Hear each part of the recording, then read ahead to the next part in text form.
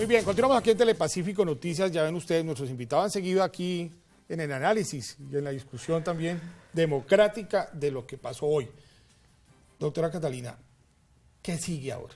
Ustedes van a presentar el martes el proyecto de ley en el Congreso.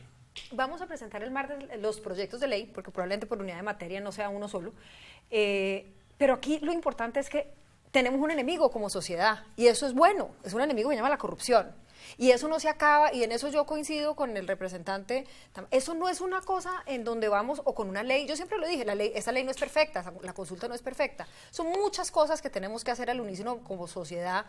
Entonces yo creo que es un llamado a la unión, es un llamado a esperar los proyectos de ley, a analizar los del presidente, a darle por el lado de la ley, a darle por el lado de la cultura y la educación y a entender como sociedad que tenemos un enemigo que es la corrupción y que nos tenemos que unir alrededor de él.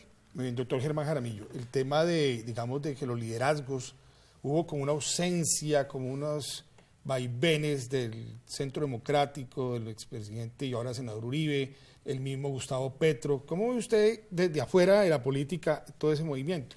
Muy concreto.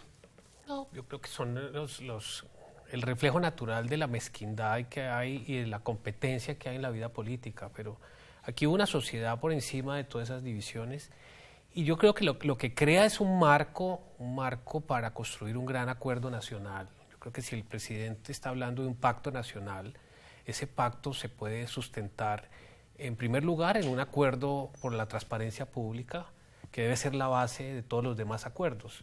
O sea que encuentra terreno abonado para eso y ya el paquete legislativo, digamos, las normas pueden ser parecidas o más o menos a lo que se aprobó. Creo que la expresión ciudadana supera con creces los textos de los 7 puntos y estos sufrirán seguramente adiciones y modificaciones y las reformas tendrán que ir mucho más allá de esos 7 puntos. Doctor Pero Tamayo, eso genera una cantidad de dinámicas. Doctor Jorge Tamayo, ¿usted cómo ve el panorama político?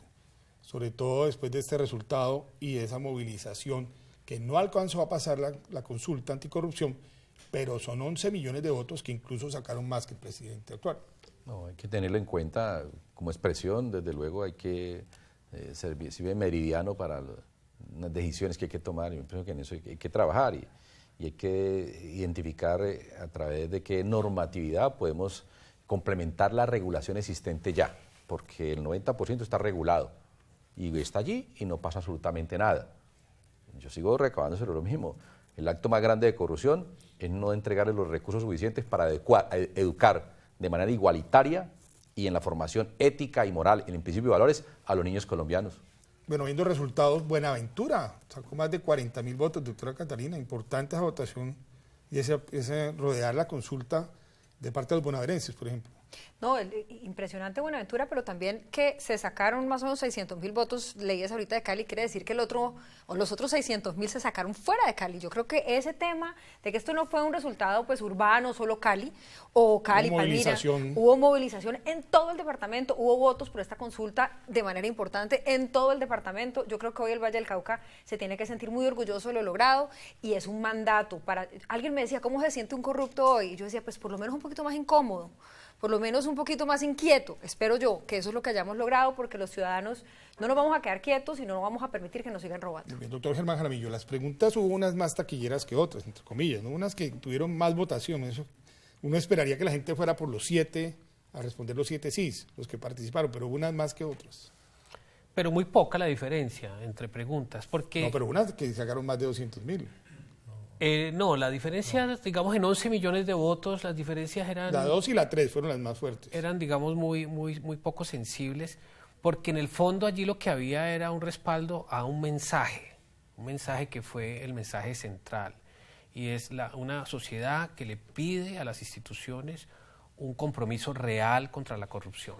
Es decir, esta sociedad no es viable si no hace un ajuste ético. Muy bien. Y ese es un mandato no solamente para el gobierno, es un mandato, es para la sociedad y todos hacemos parte de ese digamos, quedamos subordinados también como sociedad a ese mandato. Sí, señor. Bueno, doctor Jorge Eliezer, vamos terminando este segmento. Conclusión ya de este panel. No, me parece que hay que recoger ese mandato, comparto plenamente esa expresión y en el Valle se sigue comportando de esa manera. Cali está aportando el 50% de la expresión vallecaucana, le está aportando Cali. El Valle también se está en los centros poblados se está expresando y me parece eso bueno, o sea, como comportamiento electoral me parece sano, me parece bueno, comienza la gente a tener ciertos comportamientos muy libres, muy independientes de estructuras, de manejos de otros órdenes y que le han hecho daño también en estos procesos. Eso me parece que también hay que rescatarlo, hay que reivindicarlo. Muy bien, bueno, muchas gracias a nuestros invitados, la doctora Catarina Ortiz, al doctor Germán Jaramillo, al doctor Jorge Tamayo y a todos ustedes aquí. Vamos a hacer una pausa en Telepacífico Noticias y ya regresamos con las noticias del día con Angélica María Domínguez.